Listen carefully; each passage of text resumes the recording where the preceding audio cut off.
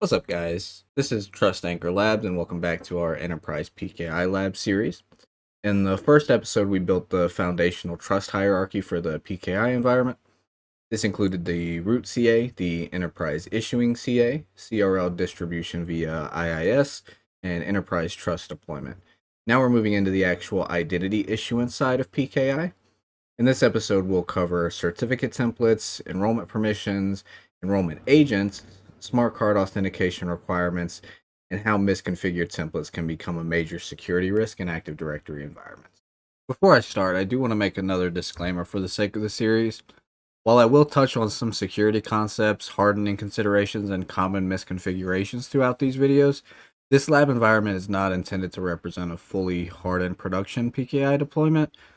The primary goal of this series is to explain the architecture, trust relationships, authentication workflows, and operational concepts behind enterprise identity infrastructure in a way that's approachable and practical. In real production environments, there would typically be significantly more hardening, segmentation, approval workflows, monitoring, auditing, and operational controls surrounding certificate services and identity issuance.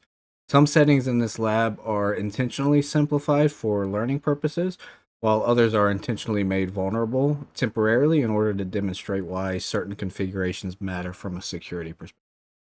So to get started, what are certificate templates? Certificate templates define certificate purpose, who can request certificates, what those certificates can be used for, and what identities those certificates represent. In enterprise environments, templates are one of the most security sensitive parts of Active Directory's certificate services because they directly control trusted identity issues. So we can get started by looking at our certificate templates console. You can access this via the Windows Run menu just by using cert tmpl.msc. This will open our certificate templates. These are the default certificate templates provided by Active Directory certificate services. You'll notice templates for user authentication, machine authentication, smart card login, enrollment agents, web servers, and more. Before we get into the provisioning of certificate templates and authentication, I know in last video I mentioned that I'll be brief with security hardening for the sake of this series, but when it comes to certificate templates, I think it's important that we touch on security a decent bit, because the certificate templates are probably the most vulnerable part of Active Directory certificate services. And I'm going to demonstrate that a little bit for you all. If I go into our certificate templates, I'm going to show you how easy it is to misconfigure these and how small misconfiguration can be a massive issue with these templates. Let me just duplicate our user certificate. So this is going to be responsible for authentication. So we have client authentication as a default on this template. Let me just go to general. Let me give it a basic name. Let's just call it vulnerable. And under subject name, this vulnerability in particular is referred to as ESC1. I'm not going to go in depth with the different ESC vulnerabilities. I just want to showcase this for you all to see. If I were to select supply in the request under the subject name, we get this nice little pop-up. Now, the problem with these pop-ups is it's great information, but I think all of us have had a pop-up like this and just instantly, okay. What this is telling us is that the current settings for the certificate template allow a client to submit a certificate request using any subject name and does not require approval by a certificate manager. Reason this is bad is because any user that is allowed to enroll in this certificate can supply any subject name in that certificate. So if we go to our security section, by default, domain users is going to have the enroll permissions. I'm just going to add read as well. And that's it. So that was 2 clicks. And let me go ahead and enable this certificate here. So it's now added to our CA. And what that does, if I go to our domain controller, let's say we have a low privilege user. In this case, I just have a standard PKI user, not a member of any groups. He's just basic, has no access to anything. Let's say this user's password was breached. Say he reused his password across multiple services. Maybe an attacker got his password through a phishing campaign. Nonetheless, he has a very basic password that an attacker knows. Let me go to my Kali box. This is attached to the same network. I'm going to use something called Certify. I'm not going to go too in depth with the capabilities of a tool like this. This is just for demonstration purpose. I can use those low privilege users credentials, target our domain controller, and we can search for any vulnerable certificate templates. And in doing that, we see our sub CA listed. So it queried that. Now it's checking for any certificates, and we have that output in JSON and text file. So let me go ahead and cat that out and see what we get. Right off the bat, we have that ESC1 vulnerabilities. Enrollee supplies subject and template allows client authentication. So the enrollee of this certificate can select any UPN that they want to request a certificate. What we can do with that, we can request, but we are going to request for the administrator.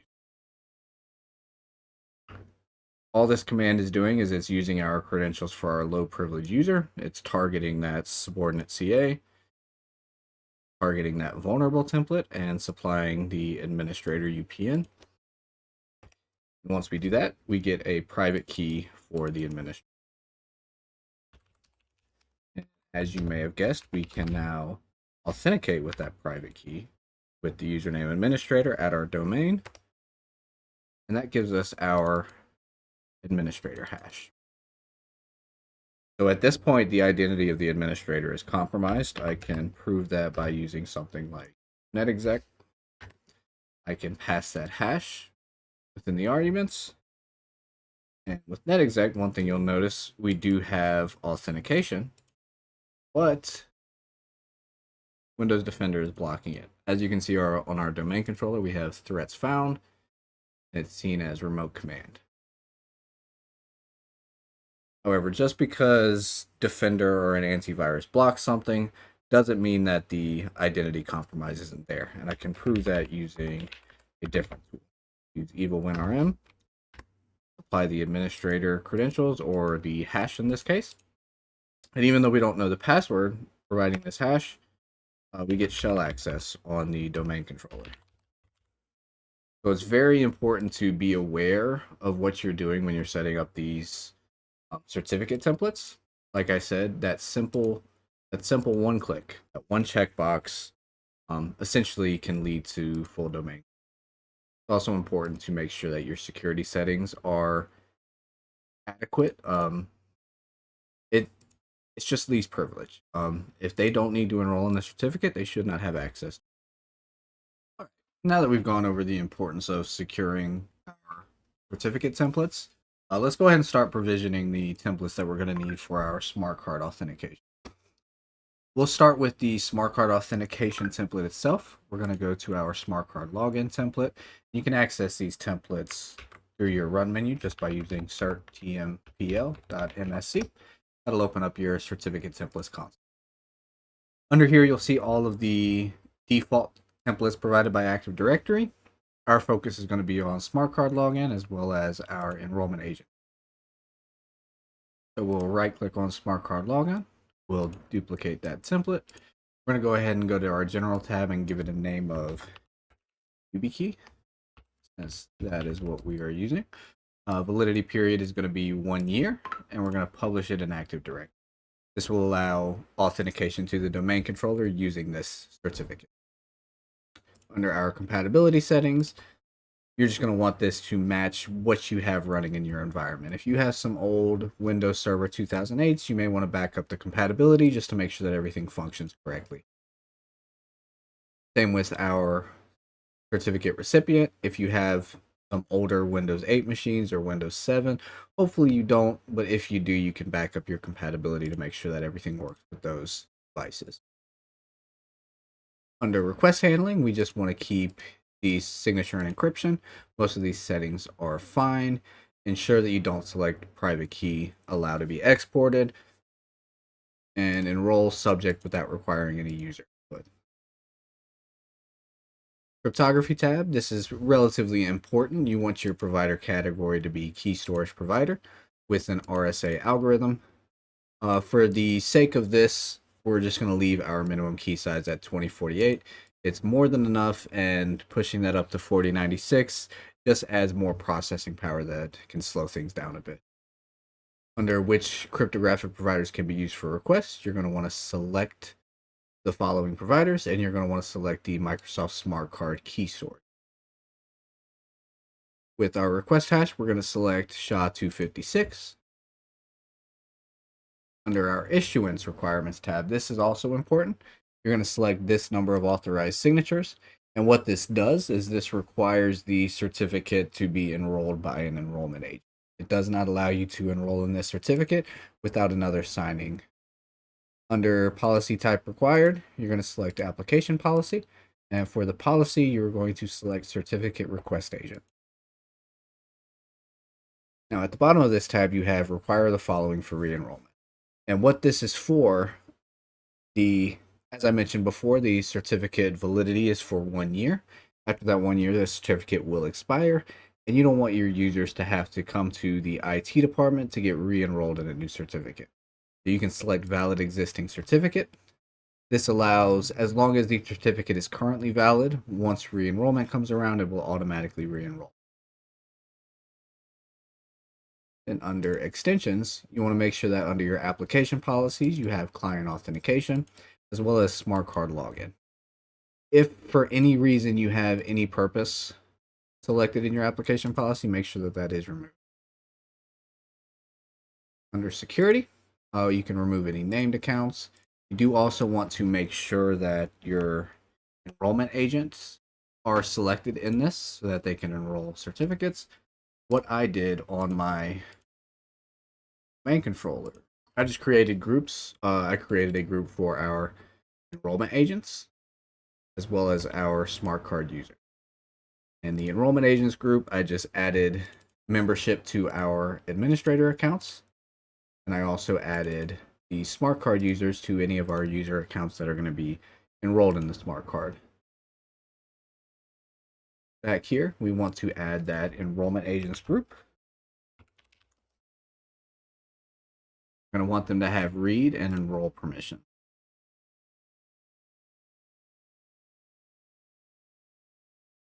That is it for our YubiKey template. Under our certificate authority, we can right-click on the certificate templates tab, select new and certificate template to issue. We can select that YubiKey template. Next up is our enrollment agent. We're going to want to right-click on the default enrollment agent, and we're going to duplicate it. Give it a name like, let's do YubiKey enrollment. Validity period, we can leave that at 1 year as well. That way our administrators will have to re-enroll the certificate at the end of the Also want to publish that to Active Directory. Compatibility settings, you want these to be the same as you set for your YubiKey template. Under request handling, signature is fine. Do not allow private key to be exported, and enroll subject without requiring any user input. Under cryptography, you don't want to use the legacy cryptographic service provider, you want to use the key storage provider. With RSA, same with the 2048, and you can request the Microsoft software key storage provider. On the YubiKey template, we selected the smart key storage provider. For the enrollment agent, we're going to select the software key storage provider. A SHA-256 hash. Under issuance requirements, you don't want to change anything here. You want the administrators to be able to enroll themselves without any additional signing authorization. Under your security, like I said, remove anything that does not need access. You're going to want to add your enrollment agent. You want your enrollment agents to have that read and enroll permissions as well. Under extensions, under application policies, the only thing you need here is the certificate request agent.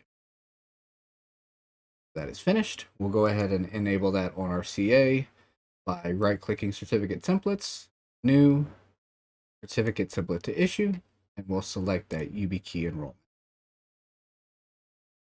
Now that we have both of the templates set up, we do need to adjust the enrollment permissions on the CA itself. You can do this by right-clicking on the server within the certification authority, go to properties, and under the enrollment agent tab, By default, you're going to see this do not restrict enrollment agents. You're going to select restrict enrollment agents. And what you're going to do, under enrollment agents, you're going to add your enrollment agent security group. Under certificate templates, you're going to add the YubiKey smart card logon template and remove the all. And under permissions, you're going to add your smart card users and remove the everyone field. And what this does, only the enrollment agent group is allowed to enroll smart card users group in the YubiKey template. Any other templates, any other groups will not be allowed by the Apply those changes. Now that we have the permissions set up, we can go over to our admin workstation and under our certificates. How you'll open this, just hit the start menu and type manage user certificates.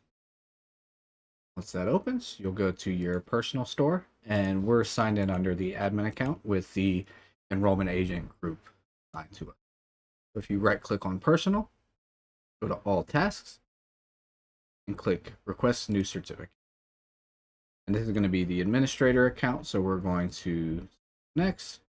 We're going to scroll down to the YubiKey enrollment template. Click enroll. Once that finishes, we can check our personal store, look under our certificates. We can see that we have a new certificate. You can see the trust chain path, trusted by the sub CA, which is trusted by the root CA. Under the details, if you look at the enhanced key usage, you can see that it is a certificate request agent certificate.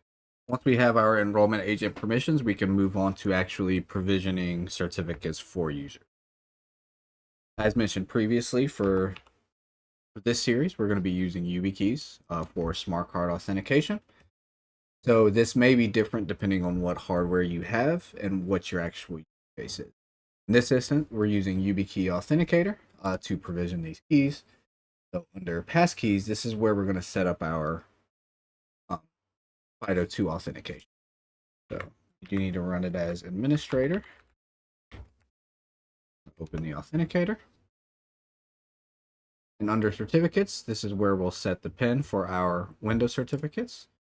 So it automatically has a default PIN out of the box.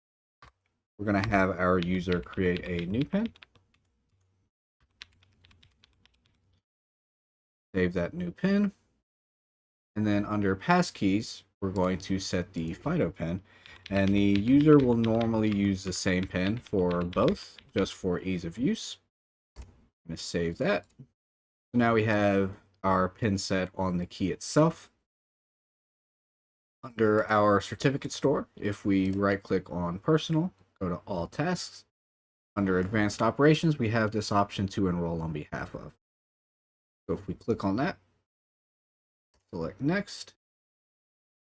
I'm going to ask for a signing certificate due to the issuance requirements that we set on the smart card certificate. If we select browse, we should see our enrollment agent certificate pop up. We can view the properties of it, look at the details, and see that it is under the enhanced key usage. We see the certificate request agent. If we select that certificate, select next. Now we can select that YubiKey smart card logon certificate. Click next, and we can browse to the user that we're dealing with. Now, one thing I've noticed about this process, every time you do this, it defaults to the location of the local machine. So you do have to change that to your domain. Once we have that done, we can select our user account. In this case, it's going to be TALPKI user. Okay, and ensure that this user is in that smart card users group or it will not allow us to enroll. Get there, you can select enroll. It's going to ask for the PIN. This is going to be the PIN that we set via the YubiKey Authenticator. Put in the PIN. We can see that we finished enrolling. We have the option to select another user. So if you're provisioning multiple keys, you can do it this way. In this case, we're just going to close this. And we should see that certificate now in our. We can see that its intended purpose is smart card logon and client authentication.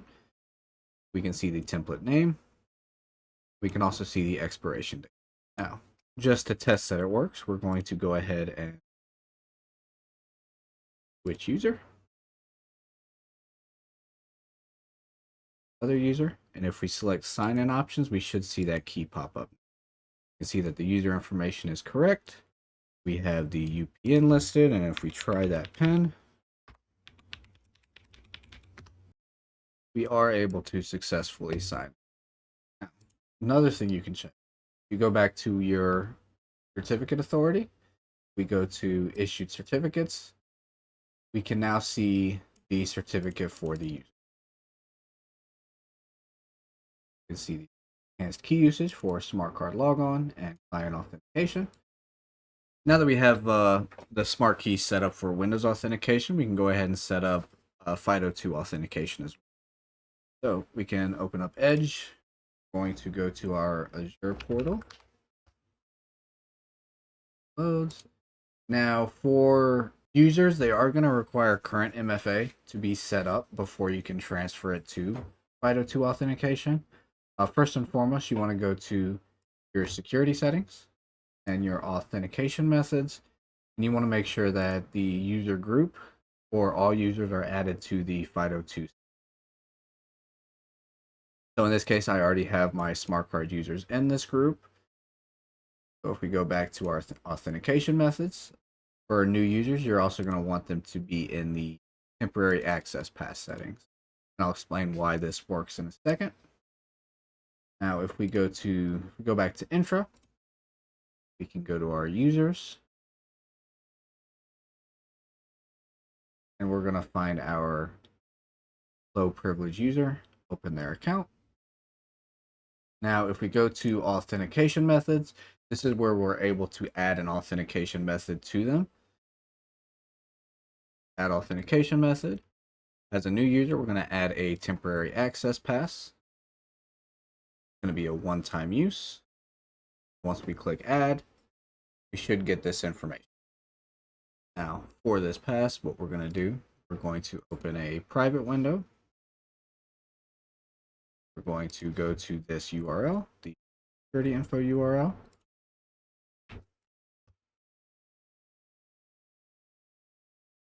We're going to copy this temporary access pass.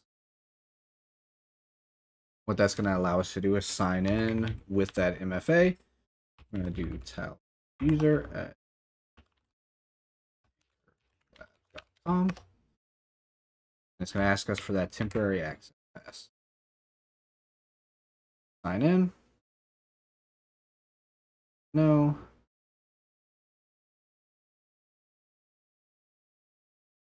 Now that we're in here, we can select add sign-in method. We can select passkey. Next. We're going to insert our PIN that we created for the YubiKey. Okay, and it's going to ask you to touch it. So put your finger on the sensor.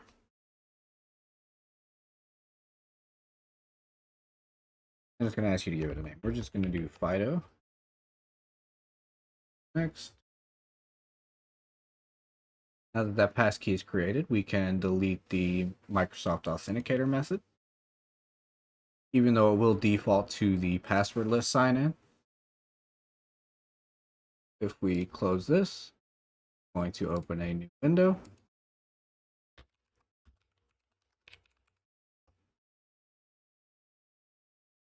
We can just open an incognito for Microsoft, and we're going to try to sign in.